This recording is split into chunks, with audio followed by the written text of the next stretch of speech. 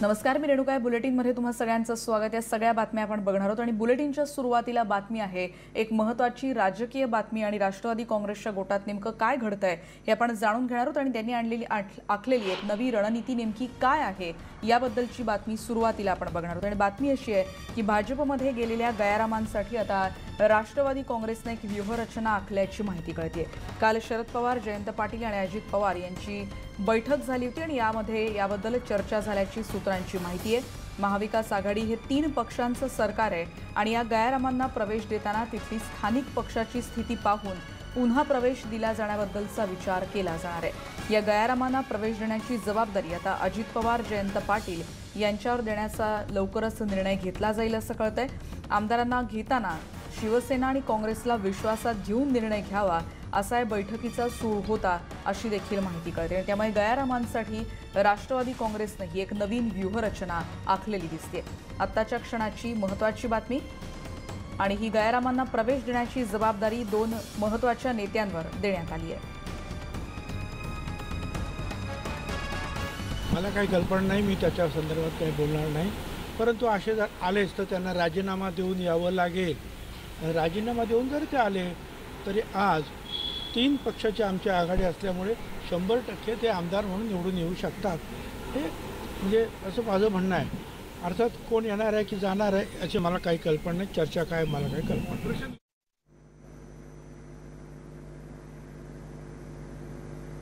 आणि या संदर्भात आपण अधिक बोलणार आहोत. आमचे प्रतिनिधी विवेक कुलकर्णी आता आपल्या सोबत आहेत. विवेक, ही नेमकी व्यूहरचना कशी आणि याची अंमलबजावणी कशी होऊ शकते?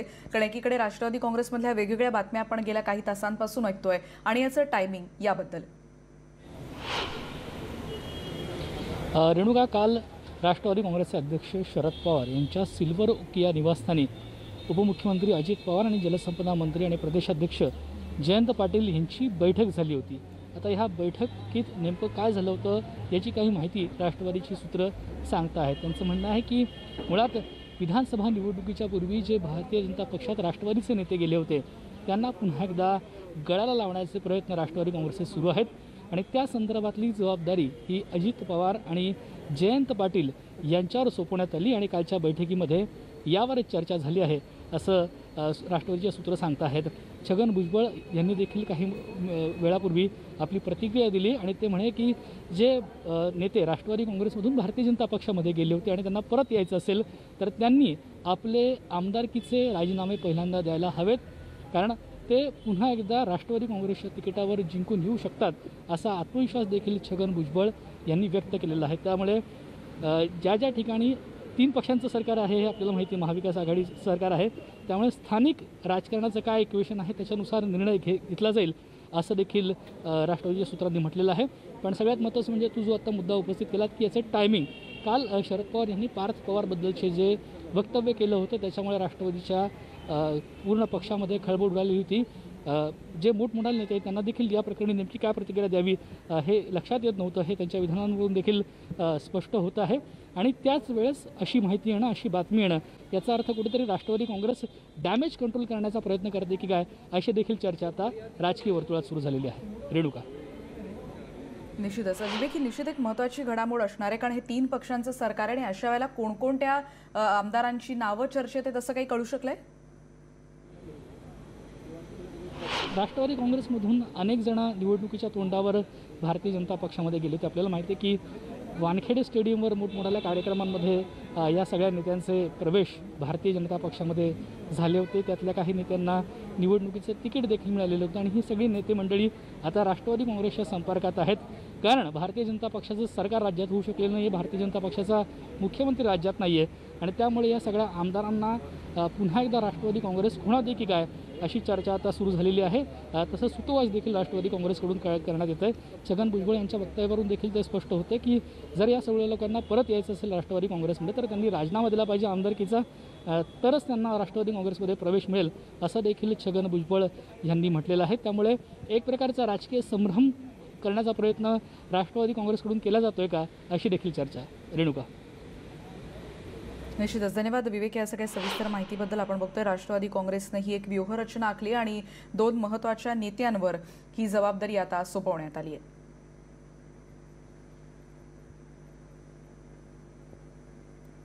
आणि या संदर्भात आपण प्रतिक्रिया घेणार आहोत. भाजपचे प्रवक्ते अतुल भातखळकर आता आपल्या सोबत आहेत. अतुल भातखळकर, आपण ही बातमी बघतोय की गयारामांसाठी आता राष्ट्रवादीनं ही व्यूहरचना आखल्याचं कळतंय. आपली पहिली प्रतिक्रिया? मुळामध्ये राष्ट्रवादी हा पक्षच गयाराम आयारामांचा आहे. अन्य पक्ष फोडून स्वतःचे पक्ष स्थापन करणं हे तर राष्ट्रवादी काँग्रेसची संस्कृती आहे. आणि छगन भुजबळांना मी एवढाच सांगेन की लोकांना रेशनवर धान्य मिळत नाहीये, त्याच्याकडे लक्ष द्या. भाजपचे कोण आमदार तुमच्याकडे येत आहेत बित आहेत याची चर्चा करण्याचं त्यांनी काही कारण नाही.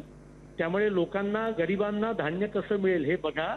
आणि जे कोणी तुम्हाला घ्यायचे ते घेणार असाल तर घेऊन टाका ना. चर्चा कशाला करताय आणि इशारे कशाला देताय? आणि त्याच्यामुळे हे केवळ कोरोनावरचं अपयश वरनं लोकांचं दुर्लक्ष व्हावं आणि काहीतरी राजकीय चर्चा चालू करावी याकरता हा केलेला खटाटोप आहे. याच्या पलीकडे काही नाही. पण याच्यामुळे कोरोनाच्या संदर्भातलं आणि ओव्हरऑल राज्य सरकारचं जे अपयश आहे ते अपयश लपणार नाही हे त्यांनी लक्षात ठेवावं. पण तुम्हाला असं वाटतं की काल एकीकडे राष्ट्रवादी काँग्रेसमधून वेगवेगळ्या प्रतिक्रिया येत होत्या, एकीकडे पार्थ पवारांवर शरद पवारांनी केलेलं शरसंधान असेल आणि त्याच्यानंतर ही बैठक झाली असं म्हटलं जातं आणि या बैठकीत ही जबाबदारी निश्चित केली जाते. तुम्हाला असं वाटतं की याचं टायमिंग बद्दल तुमची प्रतिक्रिया काय, किंवा तुम्हाला काय सांगावं असं वाटतं टायमिंग बद्दल? नाही, टायमिंगवर काही नाहीये. राष्ट्रवादी काँग्रेसचे आपापसात प्रचंड संघर्ष चालू आहे आणि तो संघर्ष अजित पवार आणि शरद पवार यांच्यामध्ये चालू आहे. आणि म्हणून शरद पवारांनी काल पार्थ पवारांवर टीका केली आणि अत्यंत घाणेरड्या भाषेत त्यांनी एका अर्थाने ही टीका केलेली आहे. आणि त्याचं खरं कारण असं आहे की सीबीआय चौकशी नाहीये. सीबीआय चौकशी हे खरं कारण नसून त्याचं खरं कारण पार्थ पवार यांनी जय श्रीराम या नावाखाली पत्र लिहिलं आणि त्याच्यामुळे शरद पवार संतापलेले आहेत. आणि त्यामुळे राष्ट्रवादी काँग्रेसमधला अंतर्गत संघर्ष या निमित्ताने पुढे येतोय. तो लपवला जावा याच्याकरता आता आम्ही अन्य पक्ष फोडू बिडू अशा प्रकारच्या वावड्या उठवण्याचा ते केविलवाणा प्रयत्न करतात. धन्यवाद तुमच्या प्रतिक्रियेबद्दल. आपण बघतोय हा केविलवाणा प्रयत्न आहे अशी प्रतिक्रिया अतुल भातखळकर यांनी दिली. सागर कुलकर्णी आमचे प्रतिनिधी आता आपल्या सोबत आहेत. सागर, अशा रीतीने व्यूहरचना आखण्यात आलेली असं कळतंय. हा डॅमेज कंट्रोल करण्याचा एक प्रयत्न आहे असं म्हणता येईल. ही नेमकी राष्ट्रवादीच्या गोटात नेमकं काय काय घडतंय? रेणुका, एक लक्षात घ्यायला हवंय, गेल्या काही दिवसांमध्ये वारंवार म्हणजे महाविकास आघाडी सरकार स्थापन झाल्यापासून हे सरकार फार काळ चालणार नाही. त्यातले अनेक आमदार परत भाजपात जातील किंवा राष्ट्रवादी काँग्रेस असेल किंवा शिवसेना असेल किंवा काँग्रेस असेल यातला एक गट परत एकदा भाजपाबरोबर जाईल. कारण की मध्य प्रदेश असेल, कर्नाटक असेल आणि त्यानंतर राजस्थान असेल, या सगळ्या राज्यांमध्ये ज्या पद्धतीने वेगवेगळ्या राजकीय घडामोडी घडत गेल्या, अर्थात राजस्थानचा डाव अजून सक्सेस झाला जरी नसला तरी या सगळ्या पार्श्वभूमीवर महाराष्ट्रात काही ना काहीतरी घडेल अशी जी कायम वर्तुळात, राजकीय वर्तुळातली जी चर्चा असते त्याच अनुषंगाने या चर्चा सुरू होत्या. कदाचित त्याला काउंटर उत्तर देण्याचा प्रयत्न राष्ट्रवादीच्या माध्यमातून केला जात आहे. भाजपमध्ये सुद्धा जे गेले आमदार म्हणजे निवडणुकीच्या आधी जे आमदार गेले त्यांचेच परत माघारी येण्याचा प्रयत्न करतायत असं राष्ट्रवादीच्या वतीने सांगितलं जातंय. कारण की भाजपमध्ये सुद्धा अस्वस्थता निर्माण करण्याचा हा प्रयत्न असू शकतो. अर्थात जर या दोन प्रमुख नेत्यांकडे जबाबदारी दिली असेल, अजित पवार आणि जयंत पाटील, तर अर्थात हे दोन्ही नेते एकतर यापूर्वी अजित पवारांतर एकतर डेप्युटी सीएम होते, गटनेते आहेच आहेत, गटनेते होते. हे सगळ्या गोष्टीमध्ये जयंत पाटलांचा रोल आहे. या सगळ्या पार्श्वभूमीमध्ये कुठे ना कुठेतरी या दोघांना परत जबाबदारी देऊन सगळे प्रश्न त्यांच्याकडेच आहेत अशा स्वरूपाचा दाखवण्याचा एक भास केला जातो. हेही समजून घ्यायला हवंय. भाजपमधले काही आमदार खरंच परतीच्या वाटावर आहेत का अशा स्वरूपातला ज्यावेळेस प्रश्न विचारला जातो राष्ट्रवादीचा, त्यावेळेस किती आमदार आहेत पश्चिम महाराष्ट्रातून येत आहेत, मराठवाड्यातनं काही आमदार असतील ते माघारी जातील असं सांगितलं जातं. त्याच्या पूर्वी आपण जर पाहिलं तर सातारामध्ये शरद पवारांचा दौरा असताना शिवेंद्रराजेंची भेट असेल, असे अनेक आमदार जे भाजपमध्ये अचानक गेले आणि ते परत एकदा माघारी येतील अशी जी चर्चा मुद्दाहून राष्ट्रवादीकडनं घडवली जाते, हे देखील एक मोठं राजकारणाचाच भाग आहे असं म्हटलं जाईल. याचं कारण आहे की गेल्या काही दिवसात भाजपाकडनं वारंवार ज्या पद्धतीने सांगितलं जातंय की हे सरकार फार काळ नाही या, पण स्वतःहून भाजपाचे नेते मात्र सांगतायत की हे सरकार आम्ही पाडणार नाही या.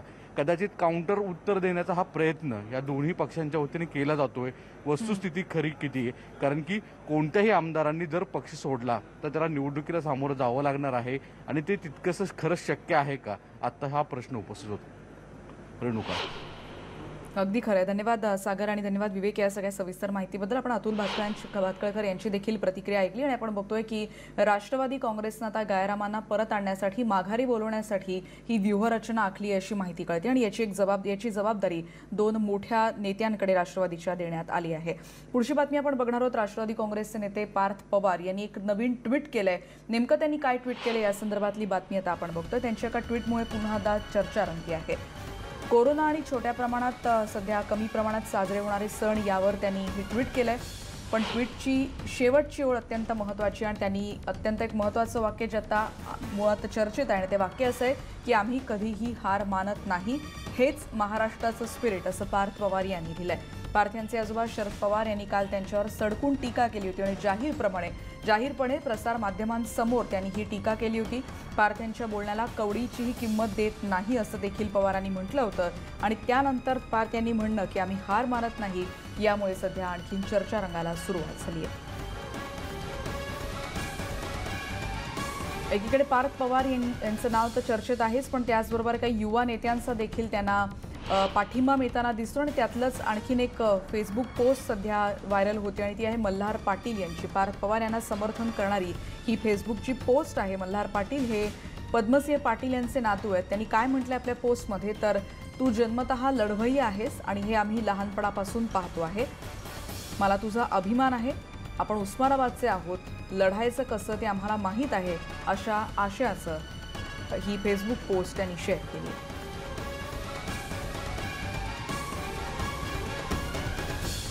आणि एकीकडे शरद पवारांनी काल आपल्याला माहिती आहे की हल्लाबोल केला होता पार्थ पवारांवर. ते देखील प्रसारमाध्यमांशी बोलताना जाहीरपणे त्यांनी ही टीका केली होती. पण त्याचबरोबर छगन भुजबळ यांनी देखील आता पार्थ पवार यांना एक टोला लगावलेला आहे. काही वेळापूर्वी त्यांनी प्रतिक्रिया देताना म्हटलंय की पार्थला उद्देशून त्यांनी म्हटलंय नया आहे. बघा, आपल्याला माहिती आहे का प्रसिद्ध सिनेमातला हा संवाद आहे आणि त्याचं टायमिंग आपण जर बघितलं तर पार्थ पवार यांना भुजबळांनी या शब्दात हा टोला लगावलाय. काही कुटुंबामध्ये वाद नाही आहे. पवार साहेबांनी सांगितलं परत मी काय बोलण्याची काही गरज नाही. त्यांनी सांगितलेलं आहे की बाबा त्याला तो इमेजवर म्हणून ते म्हणाले. आता आमच्या हिंदीमध्ये काय सांगत नया आहे वो और क्या बोलेंगे. ठीक आहे, पण ह्याने कुटुंब सगळं एकत्रित आहे, चांगलं आहे आणि आम्ही सुद्धा त्याच कुटुंबाचे सभासद आहोत. अजितदादा पण दुखावले गेलेले नाहीत, कोणी दुखावले गेले नाही. आम्ही सगळे एकत्रित आहोत, हे कुटुंब. आणि कुटुंबामध्ये जे आहे एकमेकाला बोलण्याचं, त्यांना सुचवण्याचं, त्यांना समजवण्याचं काम वरिष्ठ माणसं करतच असतात. आणि राष्ट्रवादी काँग्रेसमधल्या या सगळ्या घडामोडींनंतर आता एक महत्त्वाची बातमी येते. रामजन्मभूमी ट्रस्टचे अध्यक्ष महंत नृत्यगोपाल दास यांना त्यांना लागण झाली आहे कोरोनाची, अशी माहिती कळते. आपल्याला माहिती आहे 5 ऑगस्टलाच राम मंदिराच्या भूमिपूजनाचा अत्यंत मोठा असा कार्यक्रम पार पडला आणि त्यावेळी ते या मंचावर उपस्थित होते. सध्या त्यांच्यावर मुथुरीच्या घरी उपचार सुरू आहेत. पंतप्रधान मोदींसोबत ते एकाच मंचावर त्या दिवशी उपस्थित होते. आपण 5 ऑगस्टचे एकीकडे दृश्य देखील बघतोय. त्यांना चालण्यात सहाय्य करण्यासाठी तेव्हा पंतप्रधानांनी हातही दिला होता आणि आज सकाळपासून महंतांना श्वसनाचा त्रास सुरू झाला असं कळतं आणि खबरदारी म्हणून त्यांची अँटीजन टेस्ट करण्यात आली आणि तेव्हा त्यांना कोरोनाची लागण झाल्याचं स्पष्ट झालंय.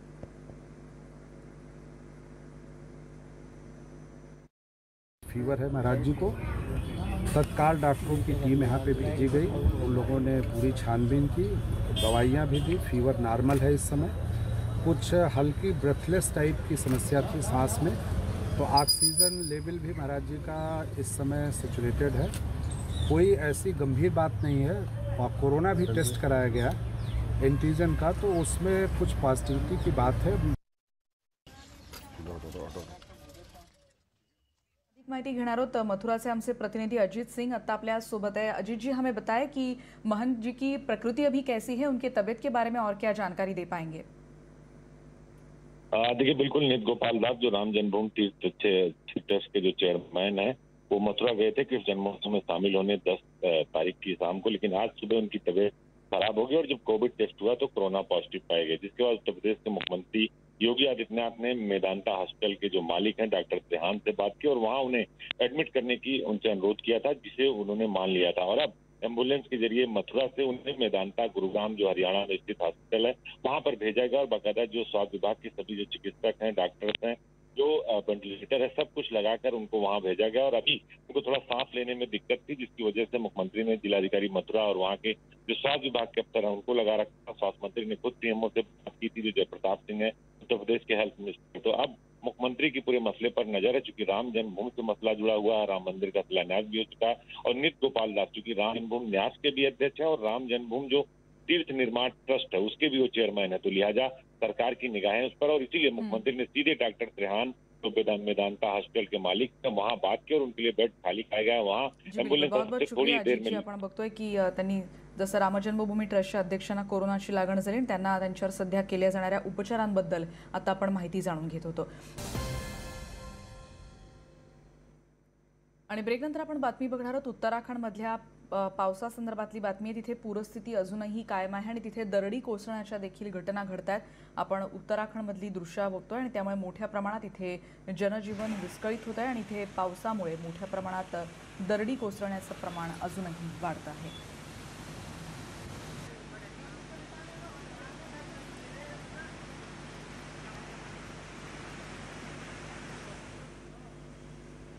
आणि या बातमीनंतर या बुलेटिनमध्ये आता आपण इथेच थांबतो आहोत। पहा फक्त न्यूज 18 लोक।